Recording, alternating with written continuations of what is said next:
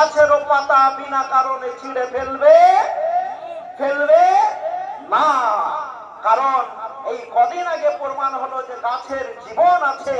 গাছের যখন আপনি ফল পারেন তখন গাছ কান্না করে, গাছের যখন আপনি শাক তুলেন তখন গাছ কান্না করে। জানতেন আপনারা? গাছের জীবন আছে না নেই? আছে না নেই? আছে। আমেরিকার একজন বিজ্ঞানী এটা প্রমাণ করে দেখালেন যে গাছের যখন পাতা ছিঁড়া হয় তখন গাছ কান্না করে, কিন্তু তার কান্নার আওয়াজটা এত স্লো হয়, তার ডেসিবেলটা এত কম হয় যে ওই আওয়াজটা আমাদের কান পর্যন্ত এসে পৌঁছায় না।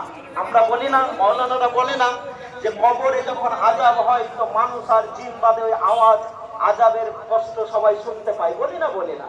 কিন্তু যখন বলি তখন ভাবেন মাওলানারা এইসব কি কথা বলছেন? এইসব কথা তো আমরা অনেক শুনেছেন।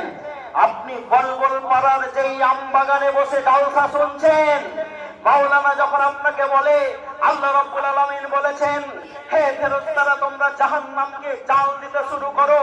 জাহান্নামকে যখন জাল দেওয়া হয়েছে, 1000 বছর যখন জাল দেওয়া হয়েছে, আল্লাহ রাব্বুল আলামিন বললেন বলো জাহান্নামের কি অবস্থা?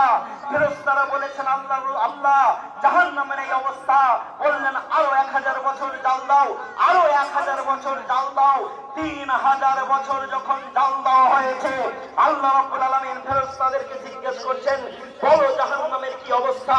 তখন ফেরেশতারা বলেছে হে আল্লাহ এত বেশি আমরা জাল দিয়েছি জাহান্নামে যে জাহান্নামের আগুন কালো ঘুটঘুটে হয়ে গেছে। মাওলানারা যখন আমাদেরকে বলে জাহান্নামের সেই আগুন, যে আগুনে আপনাকে আমাকে ফেললে,